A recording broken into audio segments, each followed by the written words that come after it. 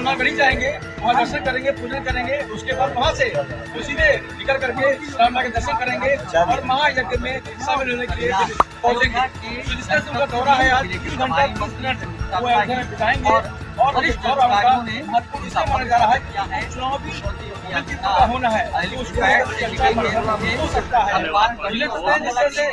CM अपने जो है काफिले के साथ आगे बढ़ रहे हैं, बस्तर में किया गया, उनके साथ खड़े हैं और आगे बढ़ने के बाद अहम बैठक करेंगे जिसमें महाकुंभ की तैयारी भगवान रामलला के बाद दर्शन करेंगे। उसके बाद भव्यता और दिव्यता है और इसके साथ महाकुंभ के बाद अयोध्या माना जा रहा है और यहाँ पर पहुंच चुके हैं को लेकर एक आवश्यक बैठक करेंगे भवन में चलेगी।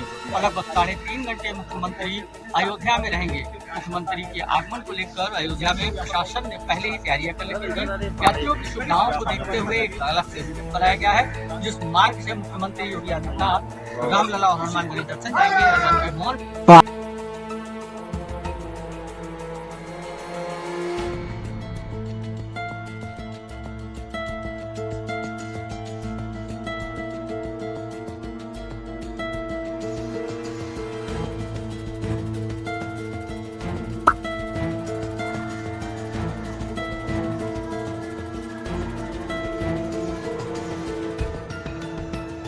असरफी भवन और स्पीड के माध्यम से जो कार्यक्रम आयोजित किया गया है, ये पीठ स्वयं ही प्रभु की असीम कृपा की पीठ है। आज से नहीं, सैकड़ों वर्षों से अपने धार्मिक परंपरा के लिए जानी जाती है। श्री राम जन्मभूमि आंदोलन के दौरान पूरे श्रद्धा और समर्पण भाव के साथ इन धार्मिक पीठों ने इस पूरे आंदोलन को यज्ञ मान करके उसे सफलता की नई ऊंचाई तक पहुंचाने का काम किया और आज परिणाम हम सबके सामने है। याद करिए उन 2 तिथियों को जब 5 अगस्त 2020 को प्रधानमंत्री मोदी जी के करकमलों से 500 वर्षों की दास्ता के कालखंड की उस कलंक को समाप्त करने के बाद अयोध्या में राम जन्मभूमि पर प्रभु राम के भव्य मंदिर के कार्यक्रम का शुभारंभ हुआ और 22 जनवरी 2024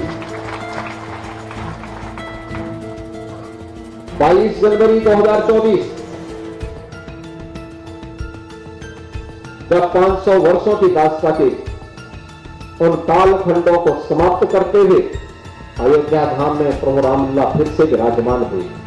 कौन ऐसा भारतीय था और कौन ऐसा सनातन धर्मावलंबी रहा होगा देश और दुनिया के अंदर जिसकी आंखों में श्रद्धा के आंसू न आए हो। श्रद्धा और सम्मान के साथ प्रभु के इसी चरणों में जिसने अपने आप को पूरा समर्पित न किया हो। और यही तो है हमारी परंपरा, यही परंपरा है जिस पर हर भारतवासी गौरव की अनुभूति करता है। और इसी के बारे में तो हमारे पावन प्रबंध काव्य और पावन ग्रंथ कहते हैं कि दुर्लभम भारतीय जन्म मानुषम तत्र दुर्लभम, यानी भारत की धरती में जन्म लेना दुर्लभ है और उसमें भी मनुष्य के रूप में जन्म लेना तो और भी दुर्लभ है। और ये दुर्लभ का क्षण हम सबको प्राप्त हो रहा है और वह भी हम अपनी आंखों से देखें।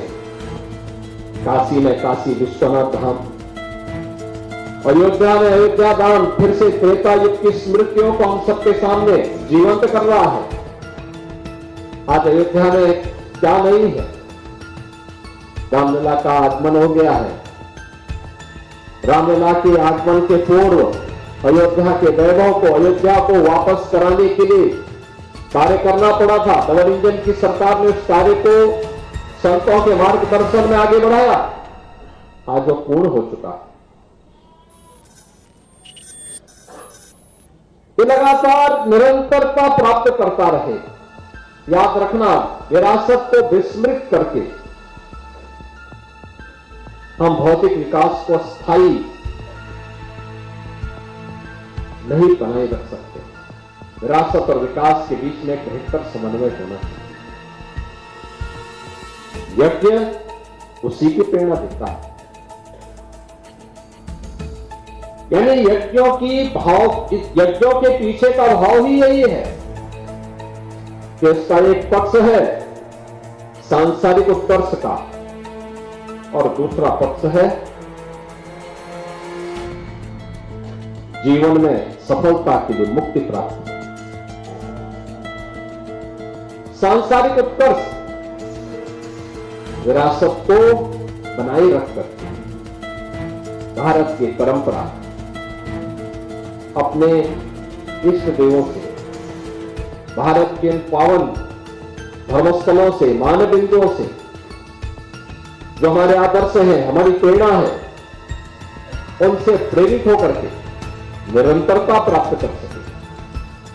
और उन मूल्यों और आदर्शों को ध्यान में रख करके जब हम आगे बढ़ेंगे तभी भारत बना रहेगा। और एक हमारा सौभाग्य है कि आज प्रधानमंत्री मोदी जी के नेतृत्व में पूरा देश अपनी विरासत का कछोड़े बनाए रखते हुए विकास की एक नई बुलंदियों को छूता हुआ दिखाई दे रहा। फिर से नया भारत एक विकसित भारत के रूप में आगे बढ़ रहा है। इस विकसित भारत के लिए हम सबको आगे मिलकर के काम करना होगा। और मैं बार बार इस बात को कहता हूं कि अगर विश्व मानवता को बचाना है तो उसका एक ही मार्ग है, वह है सनातन धर्म का सम्मान करो। सनातन धर्म सुरक्षित है तो दुनिया में सब कोई सुरक्षित है। दुनिया के अंदर अकेले सनातन धर्म है जिसने दुनिया की हर जाति, हर मत, हर मजहब, हर संप्रदाय के लोगों को उसकी विपत्ति के समय शरण देकर के संरक्षण दिया है, उसे फलने फूलने का एक अवसर दिया है। लेकिन क्या दुनिया के अंदर ऐसे ही हिंदुओं के साथ भी हो रहा है क्या? ऐसे ही हो रहा है क्या? आज बांग्लादेश में क्या हो रहा है?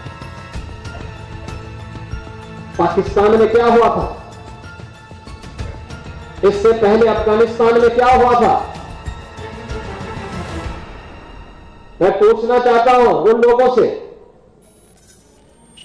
कौन ये लोग थे जिन्होंने देश के अंदर सनातन धर्म से जुड़े हुए उन मान बिंदुओं को नष्ट करने का काम किया और क्यों किया था? उसके पीछे की नियत क्या थी?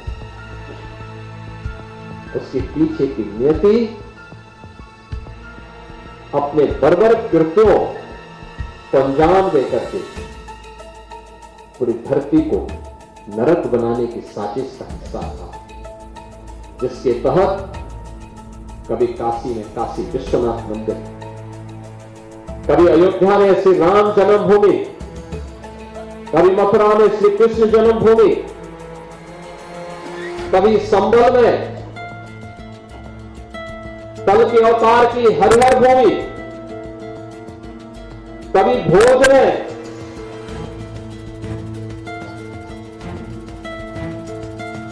ज्ञान के विस्तात्री देवी मां सरस्वती के पावन मंदिर को नष्ट किया जाता है, तोड़ा जाता है, अपवित्र किया जाता है। इन मंदिरों को तोड़ने से कभी सोमनाथ का मंदिर अपवित्र किया जाता है। इन मंदिरों को तोड़ने से उनका कुल और वंश ही नष्ट हुआ होगा जिन्होंने इन मंदिरों को अपवित्र किया है। वो फैले फूले नहीं होंगे, लेकिन उन्होंने दिखाया तो। और ये कारण है जब मैं आज पूछता हूं कि भाई जिन लोगों ने मंदिर तोड़े थे उनकी क्या स्थिति है वर्तमान में, तो लोग बताते हैं कि औरंगजेब के परिवार के लोग, उससे वर्तमान खानदान। मुझे कोई एक दिन बता रहा था जबकि कोलकाता के पास वो रिक्शा चलाते हैं, तो मुझे बताओ अगर उसने पुणे किए होते, इन मंदिरों को तोड़ा नहीं होता तो रिक्शा चलाता क्या? ये दुर्गति को प्राप्त करता है। ये उसकी दुर्गति है। उसने ईश्वर की अवमानना की है। और मैं यही कहूंगा कि दुनिया के अंदर अगर विश्व शांति की स्थापना करनी है तो यह सनातन धर्म ही उसको कर सकता है, केवल सनातन धर्म। और भारत के अंदर सनातन धर्म ही भारत का राष्ट्रीय धर्म है। भारत तब तक भारत है जब तक भारत के अंदर सनातन धर्म सुरक्षित है। और इसकी रक्षा के लिए, इसके संरक्षण के लिए हम सबको मिलकर के कार्य करना होगा। हर एक यह शाश्वत धर्म है, सृष्टि के साथ चला हुआ धर्म है। हो सकता है किसी कालखंड में कुछ विसंगति आई हो, लेकिन विसंगति का परिमार्जन भी हमारे ऋषि मुनि संतों के माध्यम से समय समय पर महापुरुषों के द्वारा दिखाए गए मार्ग का अनुसरण करते हुए हम करेंगे। लेकिन कहीं भी हम इस विकृति के कारण, उस विसंगति के कारण आपसी फूट का, आपसी बंटवारे का, आपसी विभाजन के उन गलतियों का खामियाजा पूरे देश और पूरे धर्म को नहीं भुगतने देंगे। इस संकल्प के साथ हमें आगे बढ़ना पड़ेगा। जिन कारणों से देश को गुलाम होना पड़ा था, जिन कारणों से इस देश को गुलामी की बेड़ियों को जूझने के लिए, झेलने के लिए मजबूर होना पड़ा था, हमारे पवित्र धर्मस्थलों को अपमानित होना पड़ा था, ये फिर से न हो, ऐसी स्थिति पैदा हो, इसके लिए अभी से हर एक भारतवासी को तैयार होना होगा।